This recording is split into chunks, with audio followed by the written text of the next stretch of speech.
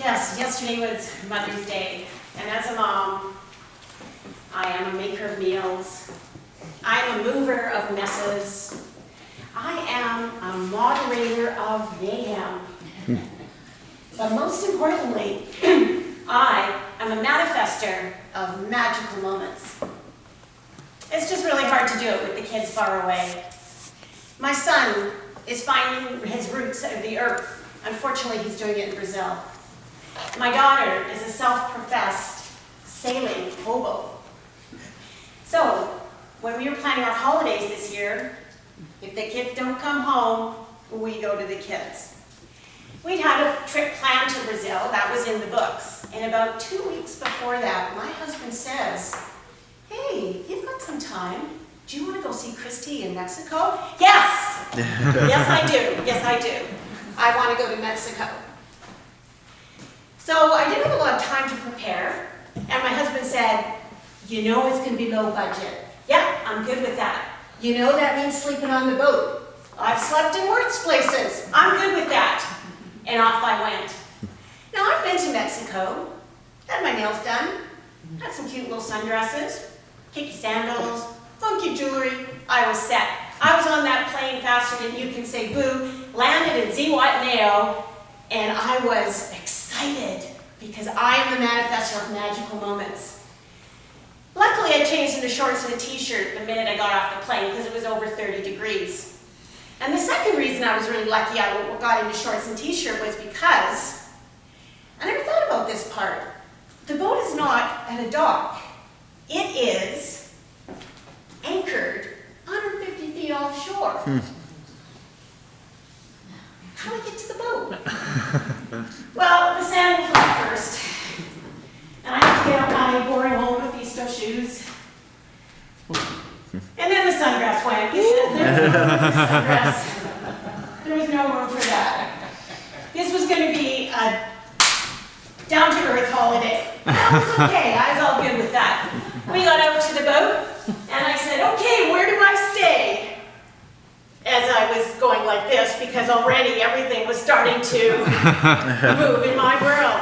"Okay, this is your berth up here." "Cool.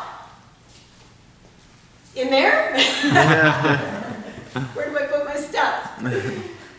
"Oh, I just keep it in the suitcase." I get that. Okay, there's the suitcase. And I could go one step this way, and I went, "Oh, there's the bed. Cool. And if I turn this way, there's the sink. Cool. Oh, and there's the toilet. I have to pump that thing? I don't know. Okay, I'm okay." And as I walked back and forth on the boat first, couple of days just to get my bearing, well, that night, the first night, I go, "Okay, so how do I get into that thing they call a bunk?" Like, really, I mean, I couldn't go beside it. I tried crawling in, but I bumped my head because it wasn't much height. It took 3 days, but I figured out. It was called sit, drop, roll, and extend. And don't sit up too fast because there was that head part. I had a few bruises from that technique, learning how to get in there without my legs being knocked off. But that was okay. But the other problem with lying in that bunk was, every once in a while as I was lying there and I went, what was that noise? Was that our dinghy?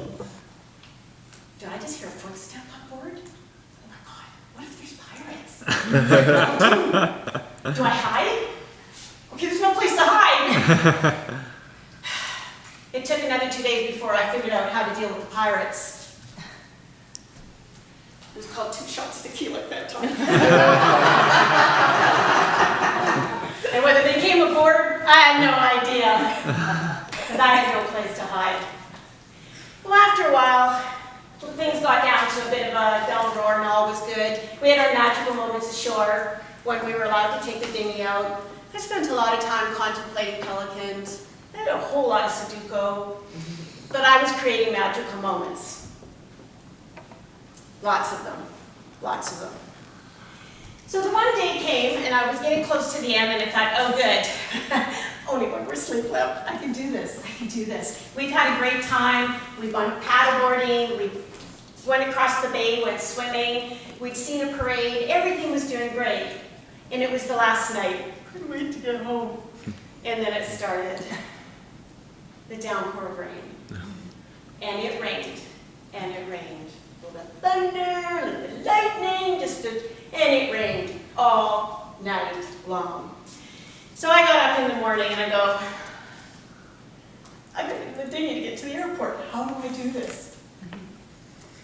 The dinghy had 6 inches of wire. By the way, my sandals were in that dinghy. My leather sandals. How am I gonna do this? Luckily, Christy's boyfriend Austin was very, very creative. And he made me a raincoat, because I didn't have one. So there I was, with my raincoat on. And yes, it was a garbage bag. And I said, but what about my luggage? No problem, he said. We have more garbage bags. So there I was, in the dinghy, going for shore. And then I was going to the airport. And I wore the sandals for one last time because the second I got on shore, they were being thrown in the garbage because it was... Am I a manifester of magical moments? My daughter still can't stop laughing when I remind her of how I got ashore and hailed the taxi to go to the airport. Every shred of dignity.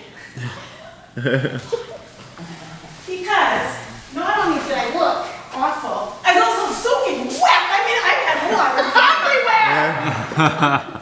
everywhere.